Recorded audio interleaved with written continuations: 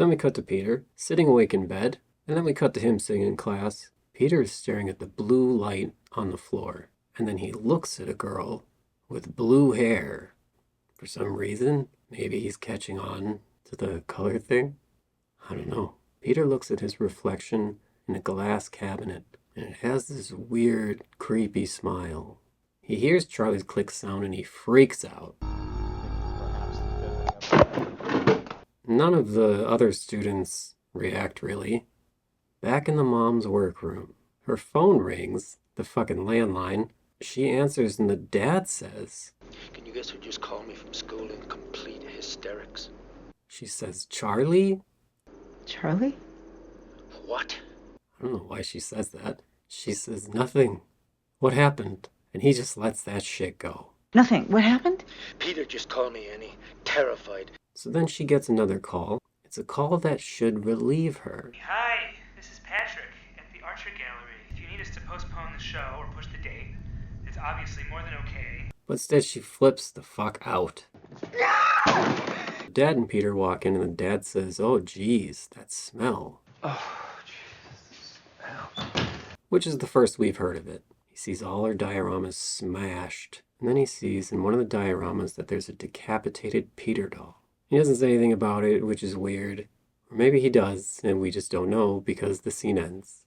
I don't really know how this movie or any movie gets away with this. Like, Peter hallucinated at school. The mom has destroyed all of her work, and she has a doll of their decapitated son. And they just cut? That's just over now? On to the next scene. We see the dad and he's going to sleep on the couch. Before he does, he takes some pills. We never find out what the pills are, but I guess that's reason enough to dismiss his non-human behavior and lack of any meaningful action. The mom hears scribbling. She walks into Charlie's room and she sees drawings being scribbled into Charlie's notebook. There's no pen or anything, which makes no sense. It's like not only is the drawing happening, but the sound. They just cut to the next scene. So now we're in Peter's room and he hears Charlie's tongue click again. This time, he sees Charlie. Charlie? She looks down and her head falls off. And it turns into a very Nerf-looking ball. Then Peter hears a dog growling. And you're like, oh shit, what's that? Is it the demon? Is it some hounds of hell shit? But it's just some dog. And then some hand grabs Peter's head. The music makes it seem like something scary is happening, but it's fucking goofy. It's just two hands holding his chin as he flops around. And then the door slams on the dog's face. And then I remembered it's their dog. I forgot, because we've seen it for like 5 seconds in the whole movie. It's a non-character. In The Conjuring, they have a dog, Sadie, and that dog dies immediately. It's one of the first things that happens in the movie. And I remembered that dog, but I still don't know the fucking name of whatever this family's dog is. We see the dad down on the couch. I don't know what's happening with the lighting. Do they have a giant light outside their house? Suddenly Annie is in Peter's room. What's happening? What are you doing? What do you mean? You were pulling on my head! Even though there's no fucking way. There's no room between the top of his bed and the wall. But that never comes up. She says, I don't know what's happening, but I'm stopping this. I'm the only one that can fix this. The only one who could stop it, do you understand? I'm the only one who can fix this. I don't know where the fuck did she get that idea. She's the only one that can fix it. Cut to Charlie's notebook on her bed, and it's flipping through page after page of drawings of Peter. So Annie grabs the notebook, and she's gonna throw it in the fire. Instead of, I don't know, maybe reading one page of the book you found called Notes on Spiritualism, where your mom left a note for you talking about your sacrifices. She throws the notebook in the fire, and for some reason, her sleeve catches on fire.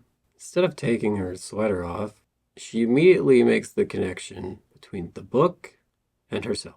She takes the notebook out of the fire and she puts it out, and the flames on her sweater go out too. I can't think of any reason for any of what we just saw to happen other than to foreshadow something that is going to happen later. That also doesn't make sense. So now it's the next morning. Peter gets up for school. Because, it's the next day. Everything's fine again. The next thing is the mom walking to Joan's. Who knows where she parks? We see her tapping on Joan's door. As this is happening, the camera's slowly moving back into Joan's apartment, and we could see the table has a bunch of sticks and garbage on it, and a bunch of animal heads. Not like a wolf's head or a camel's head, or anything that would be difficult to obtain. Just birds and rodents and shit. So apparently sourcing the materials to summon one of the kings of hell is pretty easy. You can just kind of grab whatever's outside. The mom sees Joni's doormat again, and this time she's like, oh my god, my mom used to make doormats just like that. My mother used to embroider ones just like that. Did she really? Isn't that funny? When the mom takes off running, we see a security camera. We don't see who's watching it or what's happening with the footage. It never comes up again. Peter's at school, and he looks up and he sees Joan standing way the fuck across the street. I don't know why she can't get any closer, but I guess they just wanted a reason for her to yell. She yells, "I expel you, Zatany!" I expel you! Zatany! She continues to yell out Harry Potter words. Dagony! A paragon! No one else is reacting. Cut to the mom. She's rushing into her workshop to go through the boxes of her mom's things. Something you might have wanted to do, yesterday. Any fucking time before right now. She finds a book with the symbol of Paimon on it, which you would think is a major find, right? Like, this is the book. It's the same symbol on her necklace, and on the necklace her mom was buried with. But she opens it up and it's in a different language, so she's just like, fuck that book. She picks up another book called Invocations. She thinks, this is the one. Not the one with the fucking symbol on it. She opens it up to a bookmarked page. And this is a sneaky info dump. Because she's not actually going to read any of these very informative books. The books that probably have all the answers. She's just going to open them up to the couple of pages we need to read to know what's going on with the plot. And I know that's what's happening because after we see those couple of pages, she's just like, fuck that book. The sneaky info dump tells us Paimon covets a male body. And the other page says the riches go to the conjurer. She starts going through a photo book and she finds some old pictures of her mom with Joan. There's a picture of people showering her mom with gold coins and a picture of people doing some kind of ritual with a photo of the family. Cut to the dad. He's writing a letter to someone. We don't know who. The letter says he hesitates to say it, but he thinks Annie might be on the brink of or in the midst of a breakdown. Whatever his profession is, psychiatrist, therapist, she's the worst one. Just then, he gets an email from the cemetery saying, oh yeah, here's the photos we took.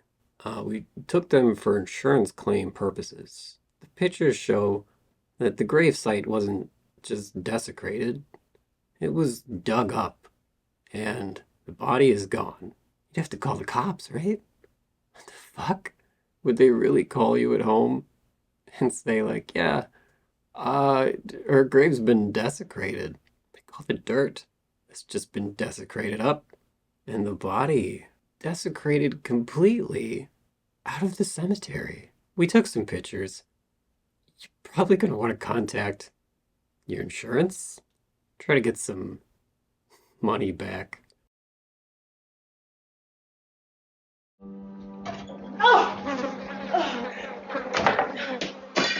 Peter! Peter, what's wrong?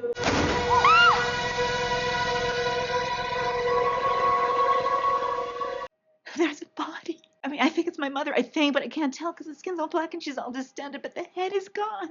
You are sick, Annie. I need to call the police.